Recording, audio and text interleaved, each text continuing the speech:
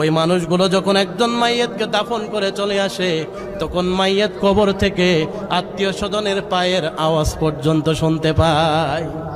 অন্ধকার গহীন কবরে আপনি যে দাফন করে আসলেন আপনার প্রিয়জনকে, সেই প্রিয়জন আপনার পায়ের আওয়াজ শুনতে পায় আপনি যে চলে আসেন।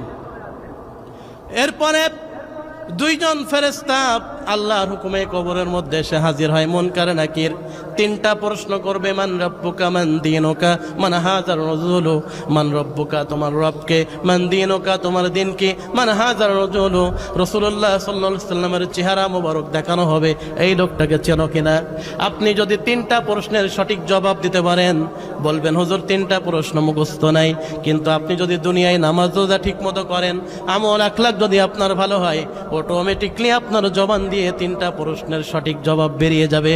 আর তিনটা প্রশ্ন যদি আপনি যতই মুখস্থ করে যান না কেন, আপনার আমলটা ভালো না, আপনি নামাজ রোজা করেন নাই, দুনিয়ার জীবন যাপনটা আল্লাহর সন্তুষ্টির মতো আপনার হয় নাই, আপনার যতই মুখস্থ করে যান না কেন, ওই কবরের ভিতরে আপনার জবানটা বন্ধ হয়ে যাবে, মুখ থেকে উত্তর বের হবে না।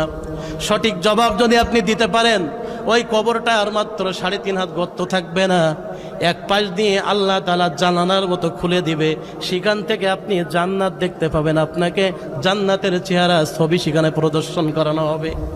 আল্লাহ বলবে, ফেরেশতা আমার জান্নাতের সাথে এই কবরটাকে তুমি সংযোগ করে দাও। সেখানে ফেরেশতারা আপনাকে ঘুম পড়িয়ে দিবে। কোন পর্যন্ত? কিয়ামত পর্যন্ত আপনি সেখানে ঘুমিয়ে থাকবেন। পঞ্চম স্তর, কবরের জীবন শেষ। আর যদি আপনার আমল ভালো না হয়, আপনার কবরটা জাহান্নামের সাথে সংযোগ করে দেওয়া হবে।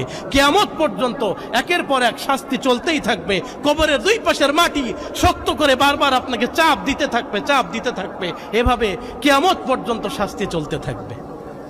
এই হলো পঞ্চম স্তর, কবরের জীবন। এরপর একজন মানুষের জীবনে আসবে ষষ্ঠ স্তর, 6 নম্বর পার্ট, সেটা হলো কিয়ামতের ময়দান। কিয়ামতের ময়দান সংগঠিত হবে, সেখানে আপনার আমার সকলের হিসাব নিকাশ, দুনিয়ার জমিনে থাকতে যা কিছু করেছেন না কেন, বিমা কানু ইয়াকসিবুন, পাই টু পাই হিসাব। ফামান ইয়ামাল মিসকালা যাররাতিন খায়রান ইয়ারা ওয়া মান ইয়ামাল মিসকালা যাররাতিন শাররান ইয়ারা।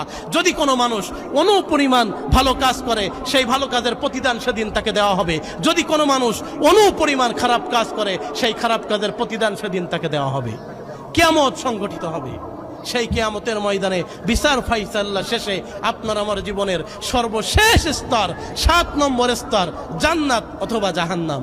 কেউ যাবে জান্নাতে, কেউ যাবে জাহান্নামে। সেখানে আপনার জীবনের সকল প্রকার স্টেপ শেষ। এবার আপনি চিরস্থায়ীভাবে হয়তোবা জান্নাতে, হয়তোবা জাহান্নামে, সেখানে আপনি